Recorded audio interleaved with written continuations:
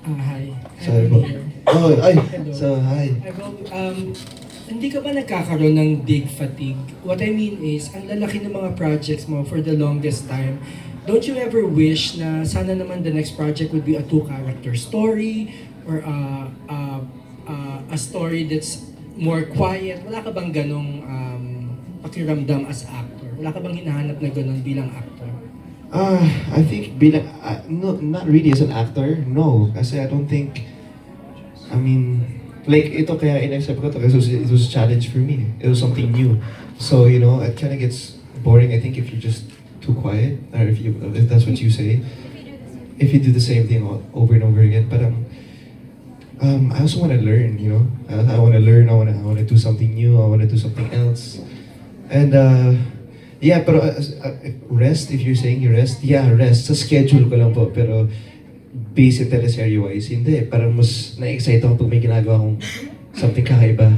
Something, you know. So hindi ka nalulula or you don't find the monotony in your stardom because of all the big projects you've been doing one after the other?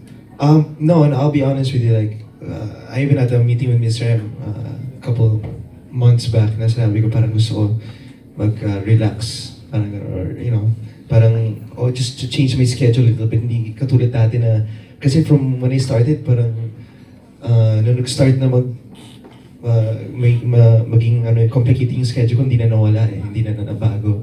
So, kaya ngayon, as you can see, nawala muna ako sa ASAP, sabi ko, pahinga muna ako sa ASAP. But eventually, I'll get back to it after Bagani.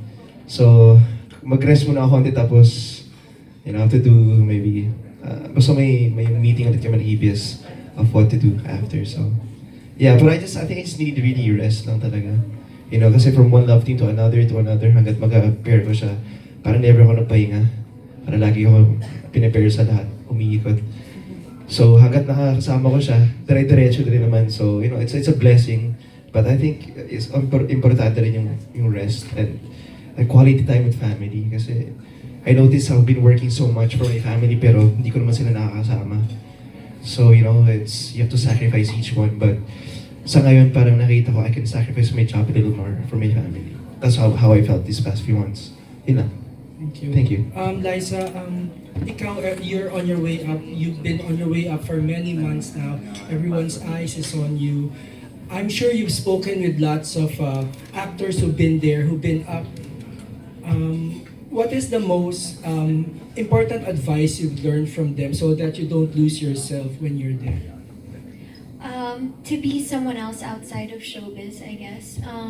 I really know how to separate my showbiz life from who I really am, because sometimes it's good to feel that you're still human, because in this world sometimes you kind of lose that, especially when you're out in front of big crowds every day. It kind of gets to your head, and it's important to always know who you are. And I do that by hanging out with people that I used to hang out before becoming Liza.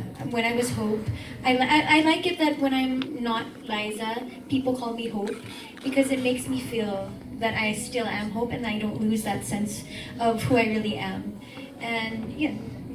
My last question sa inyong dalawa. Yes po. If you were to tell each other, Enrique or Liza, don't you ever forget that you are blank. What is that? Oh. Gusto ko yan, ha? Don't you ever forget that you're the only one. Yun na. Tapatan mo yun. Ang hirap. Confirm. Wait, I can't beat it. Sige, sa'yo na lang. Don't you ever forget that you are loved. Thank you. Alright. Speaking of forget,